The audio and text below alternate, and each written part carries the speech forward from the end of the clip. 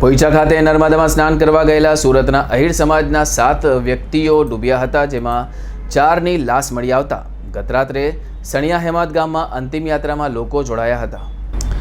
પોઈચા ખાતે નર્મદામાં સ્નાન કરવા ગયેલા સુરતના અહીર સમાજના 7 વ્યક્તિઓ ડૂબ્યા હતા, જેમાં 6 વ્યક્તિઓના મૃતદેહ મળી આવ્યા છે, જ્યારે એક બાળક હજુ લાપતા છે। ગુરુવારે જે મૃતદેહો મળ્યા એ પૈકી 4ના મોડી રાત્રે સુરત ખાતે અંતિમ સંસ્કાર કરવામાં આવ્યા હતા। પિતા, 2 પુત્રો તથા ભત્રીજાની એક સાથે અર્થી ઉડતા કૃષ્ણ પાર્ક વિસ્તાર હિંચકે ચડ્યું હતું।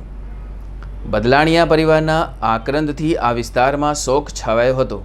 સારોલીના કૃષ્ણ પાર્ક ખાતે રહેતા મૂળ અમરેલી જિલ્લાના રાજુલા તાલુકાના કોટડી ગામના વતની અહીર સમાજના બદલાણીયા તથા હડિયા પરિવારના સભ્યો ભાગવત કથા બાદ 3 દિવસ પહેલાં નર્મદા સ્નાન માટે પહોંચ્યા ગયા હતા, જ્યાં 8 સભ્યો નદીમાં તણાયા હતા, જેમાં એકનો બચાવ થયો હતો। આ તણાયેલા સભ્ય પૈકી ગતરોજ ભાર્ગવ અશોકભાઈ હડિયા, ભાવેશ વલ્લભભાઈ હડિયા તથા વ્રજ હિંમતભાઈ બદલાણીયા ગતરોજ મૃત્યુ મળ્યા હતા।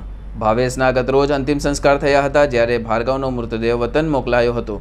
દરમિયાન આજે ભરતભાઈ બલદાણીયા, તેમના 2 પુત્રો અર્ણવ અને મૈત્રી આજે મૃતદેહ મળ્યા હતા।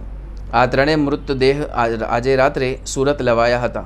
ત્યારબાદ મોડી રાત્રે ભરતભાઈ તથા તેમના પુત્રો અર્ણવ અને મૈત્ર્ય તથા ભરતભાઈના ભાઈ હિંમતભાઈના પુત્ર વજની એક સાથે અર્થી ઉઠી હતી। એક જ પરિવારના પિતા, પુત્ર અને ભત્રીજાના અંતિમ સંસ્કારની અર્થી ઉડતા કૃષ્ણ પાર્ક વિસ્તારમાં પરિવારના આક્રંદથી શોક છવાયો હતો।